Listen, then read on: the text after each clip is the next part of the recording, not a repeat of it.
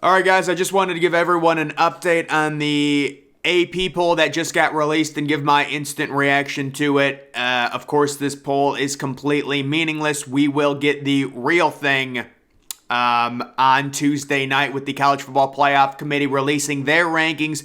But this is still a good talking point, kind of go through some of the options, what's going on, and really what to expect on Tuesday night when they actually release the rankings, along with my analysis here really quickly on where the playoff picture currently stands at this moment.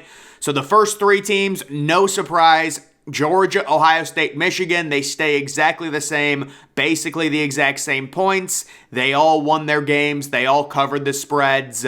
Not surprised. All these three teams are 10-0. We are watching for that Ohio State-Michigan game. Probably Ohio State and Michigan both going to be 11-0. Michigan faces a reeling Illinois team at home. Ohio State goes to Maryland. Both Ohio State and Michigan are going to be double-digit favorites in their games this upcoming week. And then we're going to have the Michigan at Ohio State game. And the analytical models are telling us Ohio State is going to be about a 7.5-point favorite in that ultimate rivalry 2v3 matchup game. Georgia very likely will enter the SEC championship against LSU at 12-0, and they're going to be a big favorite over LSU in Atlanta in the SEC championship. Moving on, we've got TCU sitting at number 4. That is not a surprise at all, considering they beat Texas. They really solidified their spot right now. With TCU, the thing I want to explore with them, let's say they lose to Baylor and then win the Big 12 championship, would they still have a chance at making the playoff? It's something to talk about. It really is. But right now, I think it's pretty cut and dry. They win out, they're in. There's no questions asked. You've got Tennessee sitting at number 5. Of course, they're very likely going to move up back into that top 4, assuming they win out. And the loser of Ohio State and Michigan probably moves below them. Likely scenario right now, I would say, at least according to the projections, would be a 2v3 Ohio State at Tennessee matchup in the semifinal, and then you've got Georgia versus TCU as the other semifinal matchup. That's what I would say would be the favorite right now. You have LSU at number 6. They beat Arkansas by 3 points. Arkansas started their backup quarterback. I don't know. I think LSU is due to get spanked by Georgia. That's a very good season for them, certainly, if they are able to finish 10-2 and then probably lose to Georgia, finish 10-3. USC at number 7. They're kind of the new hot kid on the block there for the Pac-12 and their playoff hopes. Everyone's hinging it on USC. I personally don't see it, guys. USC has gotten very lucky in terms of turnover margin. You look at the advanced numbers, their defense is not good. They've got a game at UCLA. They've also got a game versus Notre Dame. And then they're going to have another tough game in the Pac-12 championship, whoever they face. So I think USC loses at least one more game and they would be knocked out of the playoff. And the Pac-12, unfortunately, at that point, would be completely knocked out of the playoff. If USC wins out, are they in no matter what? I don't think so. The argument would probably be, well, it depends what TCU does, but if TCU also wins out, you have Georgia, Ohio State, or Michigan, and TCU, and then you've got a cluster of Tennessee. You've got USC. That's an interesting argument. A one-loss Tennessee team who doesn't make the SEC championship versus a one-loss Pac-12 champion USC. That's where you start really looking at strength of schedule and quality wins and things like that. That's where it hurts USC because USC does not have a good defense. Neither does Tennessee. But I would say Tennessee's offense is probably better than USC's. Overall, if you gave me the option, would I rather see TCU versus Georgia or USC versus Georgia? I would pick USC. Maybe I'm blinded by the quarterback head coach duo of Caleb Williams, Lincoln Riley, but I don't know. Number 8 is Alabama. They move up 2 spots after beating Ole Miss. I don't know about Alabama. I understand that's a good win on the road. They were around 12.5-point favorites, and they got outgained by 100 yards. I just think Alabama, while they're still a really good team this year, they're clearly falling short of expectations. Clemson at number 9. I mean, congratulations. I guess the ACC's been eliminated from the playoff. It's too weak of a conference to have a one-loss conference champion get in. The Pac-12, would be in before it. Probably two SEC teams would be in before it. Two Big Ten teams would probably be in before it as well. Utah at number 10, they're a phenomenal football team. All they do is win. All they do is cover. They annihilated Stanford. We've got Penn State at number 11. Very similar situation to Utah. They're winning games, they're covering, they're crushing everyone. They just dismantled Maryland. I agree, give them some respect. Oregon falls 3 spots. I agree. I know there are some ACC people who might get angry that 2-loss Oregon is in front of North Carolina. I think Oregon's better than North Carolina. North Carolina, although I will say Oregon does have a bad defense. The problem is North Carolina's defense is so horrific. It's actually such a negative. It really hurts them. North Carolina sitting at number 13 right now. Ole Miss falls to number 14. I would push them down further.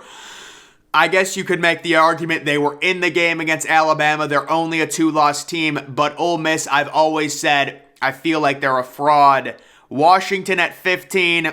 Listen, that's a tough one. I know Washington has the huge win in Eugene they really do have a bad defense. They're kind of the same thing as North Carolina, but they have 2 losses, not 1. North Carolina is at least 9-1. UCLA down 7 spots. It has to happen. I love Chip Kelly. We trust Chip Kelly, but UCLA, it's an inexplicable loss. You're 20-point favorites against Arizona. Arizona has a horrific defense. You cannot lose that game. UCF up to number 17. They are the current favorite to make the New Year's Six Bowl from the group of 5 teams. I love UCF. I've said that from the beginning.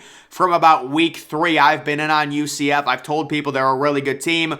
Notre Dame actually moves up 2 spots after beating Navy by 3 points. That game wasn't as close as the score indicated. Navy scores, I believe, 16 fourth quarter points to make it closer. Notre Dame's really solid, of course. Their season and what happens to them in the bowls is going to come down to that last regular season game on the road at USC because we expect Notre Dame to win next week. They face Boston College at home. They're going to be big favorites.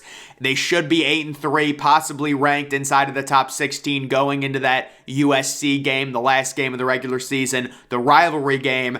Kansas State, it's a huge win against Baylor. They're inconsistent, but so is every team in the Big 12. That's a big win for Kansas State. Kansas State's season was lost, in my opinion, when they lost to Texas at home. That was a winnable game.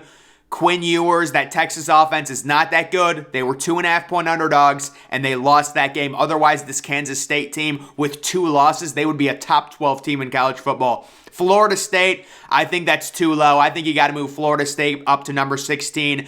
That team is on a total warpath. They're killing everyone. I am all for teams like Florida State, teams like Penn State, teams like UCF going on these warpaths and just crushing everyone, and I weight that heavily. If you improve throughout the season and you've got this Florida State team who's going to finish at 9-3, I look at putting them, I mean, obviously you can't put them in a New Year's Six Bowl because you've got, really, I think if Florida State faces Clemson right now, Florida State beats Clemson. That's how I think they're playing, but they're not going to make a New Year's Six Bowl. They should make a very good bowl, though. Tulane down to 21. It's respectable. You lost to a good team. Although that game was not as close as the score indicated. UCF was up by like double digits that entire game. Cincinnati at 22. They hold off against East Carolina. Kind of disappointing. We were expecting them to cover in that game. And it was kind of a weird game where East Carolina got a safety early and kind of threw off the score. Coastal Carolina gets a shout out with their backup quarterback. They barely beat Southern Miss. It's unfortunate without Grayson McCall. Oklahoma State gets ranked again. I don't think so, man. Come on. I mean, they've gotten annihilated before. But those 2 teams are actually tied at 23, according to the AP. And then let's try Oregon State. Why not? Oregon State gets ranked. We saw them get ranked a few weeks ago and then immediately lose to Washington. They're back in at number 25. NC State, the first team receiving votes. They just lost as a 19-point favorite. I don't know who's voting for NC State. Texas still receiving votes as a 4-loss team. That's simply due to the metrics just loving Texas. That's why they are receiving votes. UTSA, they've won several games. That's understandable. Troy, really good defense, no offense. Duke, I would say no on them. Liberty, they just lost to UConn. They're not going to be ranked. Illinois, their season's going downhill. They have to face Michigan now in Ann Arbor. I think Minnesota should be ranked, guys. Minnesota has turned it around. They've got a good defense. They can't throw, but they've got a very good running game. I would have them ranked at 24 or 25. Florida gets a few votes. Anthony Richardson really has not improved at all in terms of passing. Boise State with 5 votes, and then South Alabama, kind of similar to Troy. Good defense, not great on offense. They get 1 vote. So guys, when it comes to the playoff, the most interesting scenario right now is the situation regarding Ohio State and Michigan. The loser of that game, do they still have a chance to get in? What's going on with TCU? Can TCU possibly lose to Baylor and then win in the Big 12 championship and get in as a 1-loss team? We're talking about a 1-loss TCU Big 12 champion versus a 1-loss USC Pac-12 champion. Let's say USC loses. The ACC's eliminated. The Pac-12's eliminated. And now you've got possibly 2 SEC teams. You've got Tennessee running up the score on teams to try and get, score the style points. Tennessee, they're primed right now to move in front of the loser of the Ohio State-Michigan game. And then, of course, what I think they'll do is they'll set it up. Right now, if I had to project, I'm not 100% confident TCU's beating Baylor because I think Baylor's a good team. But let's just say Baylor struggled. They got crushed by Kansas State. If TCU does end up winning out, what they're going to do, they're going to put TCU at number 4. Let's say Ohio State beats Michigan because they're going to be favorites. Ohio State stays at 2, and they will leapfrog Tennessee over TCU because they don't want an SEC rematch in round 1, and it'll be Ohio State versus Tennessee and TCU versus Georgia. That's why there's the narrative going around that Ohio State's going to face Tennessee and we're going to get a high-scoring game. That is the matchup we're looking for, and the over-under in that game would be about probably 70 points or 73 points, something. It's going to be a big over-under, and the expectation is Ohio State would beat Tennessee. Any analytical model will tell you that.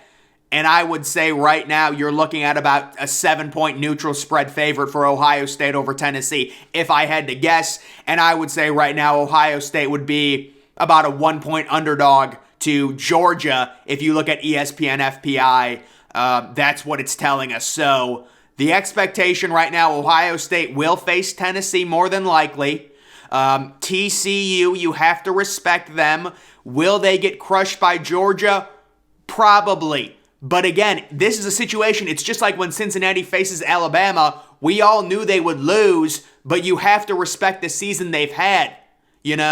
I do think if USC gets in, they're so flawed. I don't see a chance they can beat Georgia, but they would have the better quarterback, and that does count for something. It does. Caleb Williams, Stenson Bennett, obviously Caleb Williams, possibly the number 1 overall pick in 2024. So I would like to see USC. It would definitely require TCU losing at least once, maybe twice, because USC does not have a good resume. USC has horrible game control. USC has horrible defensive metrics. It's an uphill battle right now for USC. The good news for USC, they've got a chance to add multiple huge resume boosting wins.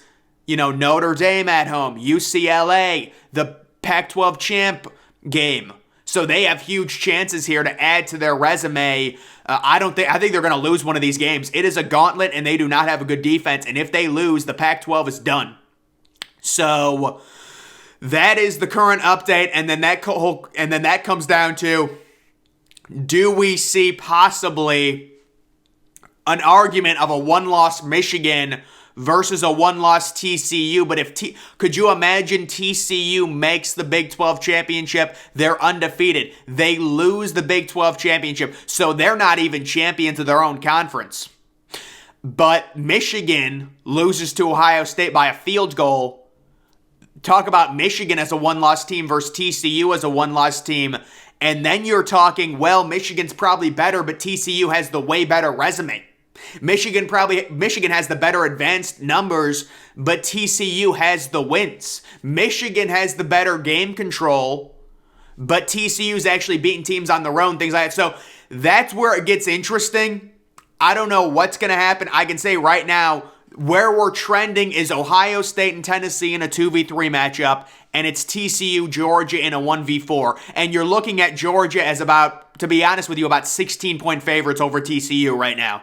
So, that's why people argue against the playoff, because, you've got these situations, and maybe Georgia loses, maybe it gets interesting, but right now, that's what it looks like. So, guys, that is going to do it for the AP Top 25 poll post-Week 11 update. Make sure you follow me on Twitter. Link to that's always in the description.